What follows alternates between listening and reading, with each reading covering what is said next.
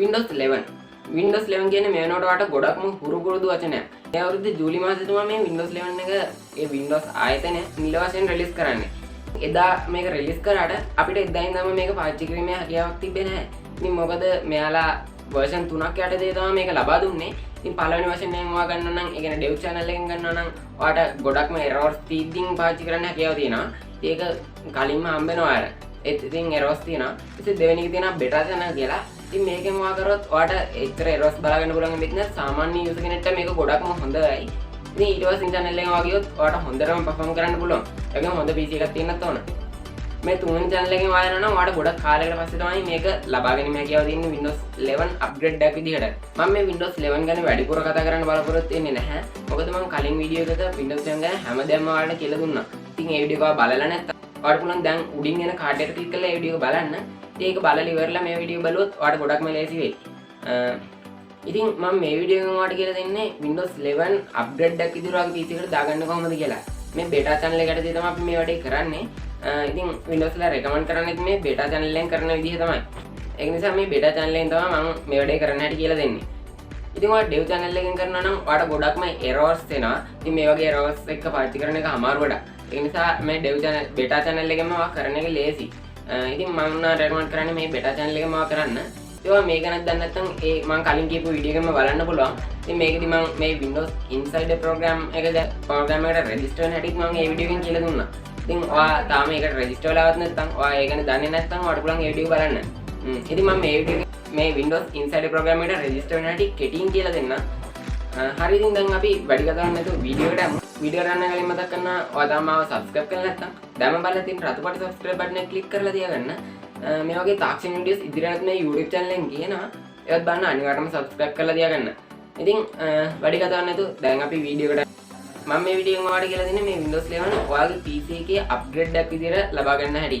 ඉතින් මේ විදිහට කරනවා නම් ඔයාලට පුළුවන් ඉන්නේ Windows 10 තියෙන PC එකකින් විතරයි මේ වැඩේ කරගන්න පුළුවන් ඉන්නේ. ඉතින් ඔයාගාව තියෙන Windows 7, Windows XP, Windows Vista මේවා ගන්න ඔයාලට අප්ග්‍රේඩ් කරගැනීමේ හැකියාවක් නැහැ.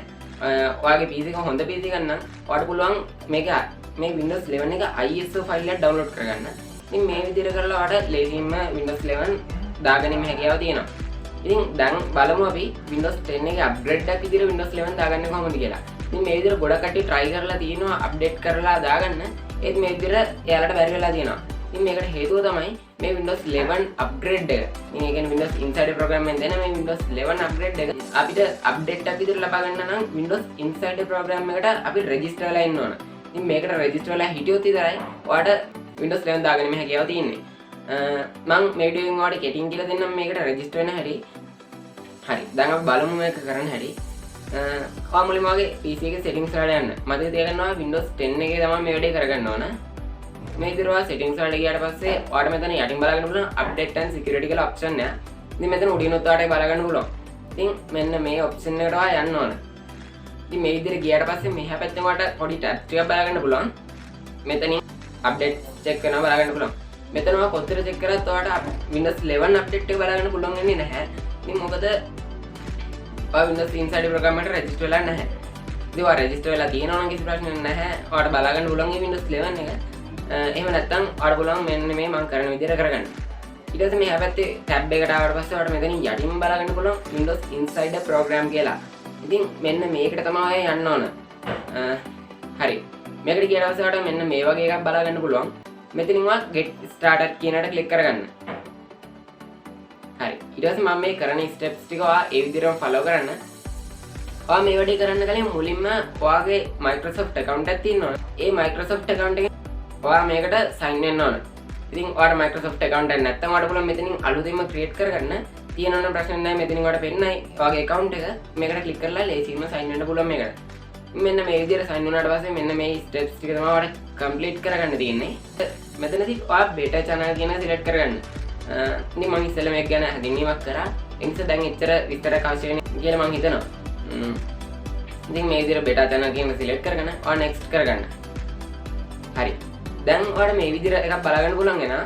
ඔයා මේකට දැන් register වෙලා ඉවරයි. ඊට පස්සේ ඔයාගේ PC එක restart කරගන්න ඕනේ මේක ඔයාගේ PC එකට එන්න ඕන නිසා.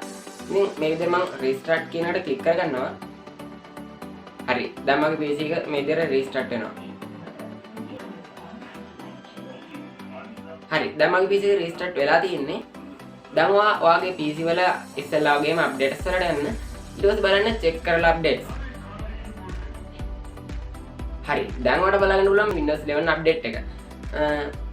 ඔයාලට සමහර විට මේ අප්ඩේට් එක පෙන්වන්නේ නැති වෙයි. ඔයා මේකට රෙජිස්ටර් වුණ ගමන්ම ඒතර ඔයාලා ඊළඟ දවසේ හරි මේක ටෙස්ට් කරලා බලන්න ආපහු චෙක් කරලා ඒතර ඔයාලට බලන්න පුළුවන් මේ අප්ඩේට් එක.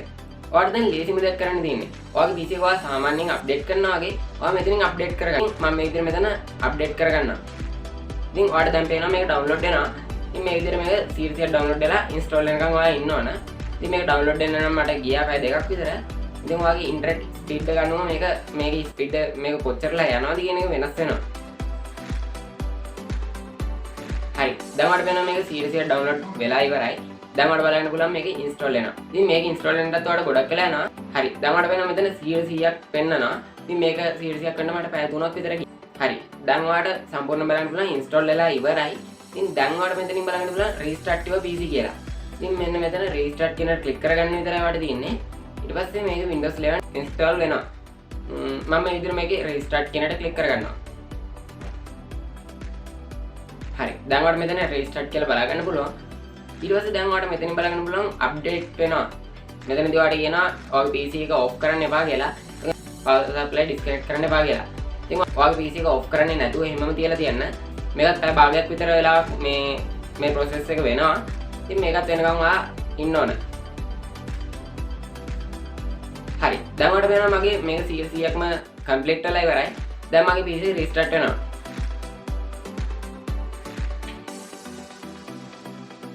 හරි දැන් ඔයාලට තවත් process එකක් මෙතනදී බලා ගන්න පුළුවන්.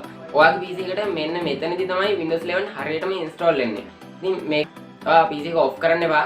ඉතින් මේකදී ඔයා PC එක on කරලාම තියන්න. හරි ඊට පස්සේ ආයෙත් මේක මේ විදිහට complete වෙනවා.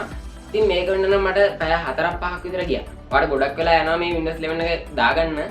ඉතින් ඔයා IS එකකින් කරනවා නම් ලේසියෙන්ම පැය භාගකින් වගේ මේ වැඩේ කරගැනීමේ හැකියාව තියෙන හොඳ PC එකක් තියෙනවා නම්.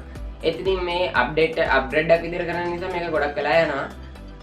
හරි දැන් මේක සම්පූර්ණයෙන්ම process වෙලා ඉවරයි. දැන් අකව ඔයාලට බලන්න පුළුවන් රීස්ටාර්ට් වෙනවා. ඊට පස්සේ මෙන්න මේ විදිහට Windows 11 එකේ home එක බලා ගන්න පුළුවන්. ඉතින් දැන් welcome එක පෙන්නන්නේ මෙතනින්.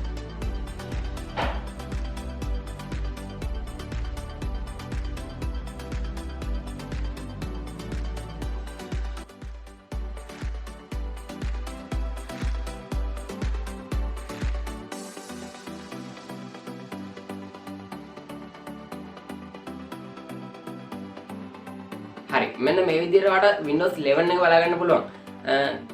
ඉතින් ඔයාලට පේනවා මං ගාව කලින් තිබ්බ කිසිම app එකක් ෆයිල් එකක් කිසිම දැන් මේක delete වෙලා නැහැ. ඒ විදිහට මේවා තියෙනවා. ඒ වගේ මේවා විදිහටම වැඩ කරනවා. ඉතින් අපි සාර්ථකව දැන් Windows 11 දාගෙන තියෙනවා. අපි දැන් බලමු මේකේ apps ටිකක් ටෙස්ට් කරලා හොඳට perform කරනවද කියලා. ඉතින් ඔයාලට පේනවා දැන් මං start එකට click කරා. ඒක ගොඩක්ම speed එකකින් ආවා. ඉතින් මේ විදිහට ගොඩක්ම Windows 10 එක Windows 11 එකට අප්ග්‍රේඩ් වුණා කියලා කිසිම ලැග් එකක් නැතුව කිසිම ප්‍රශ්නයක් නැතුව ඔයාලට මේක යූස් කරගැනීමේ හැකියාව තියෙනවා. ඒ වගේම මේ Windows 11 එකේදී ඔයාලට ගොඩක්ම ෆීචර්ස් ලබා දීලා තියෙනවා. ඔයාලට TikTok මේ වගේ ෆෝන් එකෙන් පාවිච්චි කරන්න පුළුවන් apps ඔයාගේ PC එකෙන් පාවිච්චි කරන්න අවස්ථාව දීලා තියෙනවා මේකෙන්. ඔයාලට මේක store එකට යන්න. ඉතින් මේකදී මේ Windows 11 එක support කරන Android apps ඔයාලට මේකේ යූස් කිරීමේ හැකියාව තියෙනවා. ඉතින් මේ විදිහට තමයි සරලවම Windows 11 වගේ PC එකට දාගන්නේ. වීඩියෝ එක වටින්නේ නැති කියලා මම හිතනවා. වීඩියෝ ගොඩක්ම ඔයාලට වැදගත් වෙන්නේ නැති. වීඩියෝ එක වටිනවා නම් අනිවාර්යයෙන්ම ඔයාගේ යාළුවොත් ටැබ් දාගන්න මේ වීඩියෝ එක share කරන්න. එයාලට ගොඩක්ම මේ වීඩියෝ එක වැදගත් වෙයි.